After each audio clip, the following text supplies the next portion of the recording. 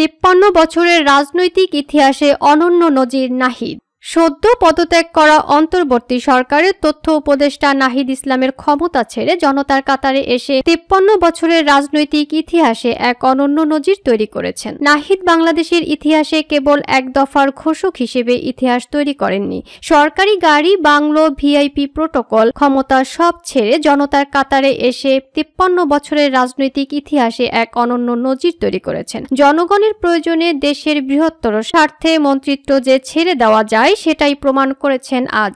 অন্তর্বর্তী সরকারের প্রধান উপদেষ্টা ডক্টর মোহাম্মদ ইউনূসের কাছে পদত্যাগপত্র জমা দেন সদ্য পদত্যাগ করা অন্তর্বর্তী সরকারের তথ্য উপদেষ্টা নাহিদ ইসলাম। পদত্যাগপত্র জমা শেষে এক ব্রিফিংয়ে তিনি বলেন, আমি মনে করেছি সরকারে থাকার চেয়ে রাজপথে থাকা বেশি প্রয়োজন, তাই পদত্যাগ করেছি। আমি পদত্যাগপত্র জমা দিয়েছি, সব কমিটি থেকে ইস্তফা নিয়েছি। নাহিদ বলেছেন, গণ অভ্যুত্থানের পরিপ্রেক্ষিতে 8 আগস্ট গণ অভ্যুত্থানের প্রতিনিধি হিসেবে 3 জন অন্তর্বর্তী সরকারের দায়িত্ব নেই। তখন দেশের জাতীয় নিরাপত্তা ও গণ অভ্যুত্থানের আকাঙ্ক্ষা বাস্তবায়নের জন্য দায়িত্ব গ্রহণ করা আমাদের কাছে যৌক্তিক মনে হয়েছিল। গত 6.5 মাসের পরিপ্রেক্ষিতে সরকার কাজ করছে। হয়তো আমরা আশানুরূপ ফলাফল এখনো পাইনি, কিন্তু আমার কাছে মনে হয়েছে সরকারের একটি স্থিতিশীলতা এসেছে। ব্যক্তিগতভাবে মনে করি সরকারের বাইরে দেশের যে পরিস্থিতি, সেই পরিস্থিতিতে একটি রাজনৈতিক শক্তি উত্থানের জন্য আমার রাজপথে থাকা প্রয়োজন, ছাত্র জনতার কাতারে থাকা প্রয়োজন, বলেন সদ্য পদত্যাগ করা এই উপদেষ্টা।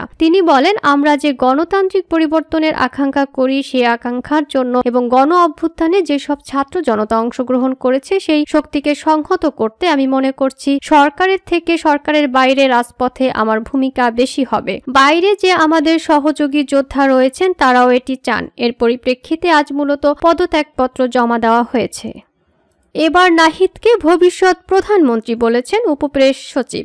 সদ্য পদত্যাগ করা অন্তর্বর্তী সরকারের তথ্য উপদেষ্টা নাহিদ ইসলামকে ভবিষ্যৎ প্রধানমন্ত্রী বলেছেন উপপ্রেস সচিব অপূর্ব জাহাঙ্গীর। মঙ্গলবার প্রধান উপদেষ্টার কাছে পদত্যাগপত্র জমা দেন নাহিদ ইসলাম। পদত্যাগপত্র জমা দেওয়ার পর ফেসবুকে নাহিদ ইসলামকে নিয়ে এমন পোস্ট দেন অপূর্ব জাহাঙ্গীর। পোস্টে তিনি লেখেন, একদিন তিনি প্রধানমন্ত্রী হবেন, আপনি বাজি ধরতে পারেন। এর আগে প্রধান উপদেষ্টার প্রেস সচিব শফিকুল আলমও শুভেচ্ছা জানিয়েছেন।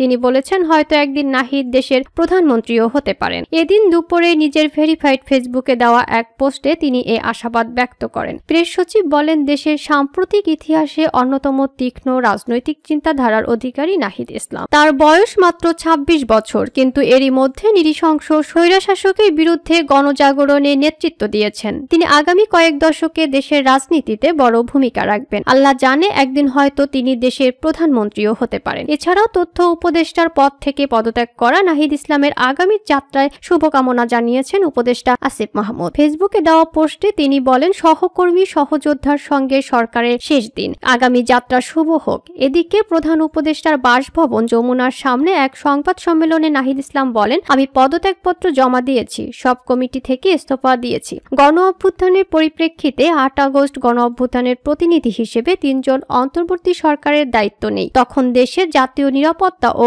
গণ অভ্যুত্থানের আকাঙ্ক্ষা বাস্তবায়নের জন্য দায়িত্ব গ্রহণ করা আমাদের কাছে মনে হয়েছিল যৌক্তিক। গত 6.5 মাসের পরিপ্রেক্ষিতে সরকার কাজ করছে। হয়তো আমরা আশানুরূপ ফলাফল এখনো পাইনি, তিনি বলেন, কিন্তু আমার কাছে মনে হয়েছে সরকারে একটা স্টেবিলিটি এসেছে। নাহিদ ইসলাম আরো বলেন, ব্যক্তিগতভাবে আমি মনে করি সরকারের বাইরে দেশের যে পরিস্থিতি, সেই পরিস্থিতিতে একটি রাজনৈতিক শক্তি উত্থানের জন্য আমার রাজপথে ছাত্র জনতার কাতারে থাকা প্রয়োজন।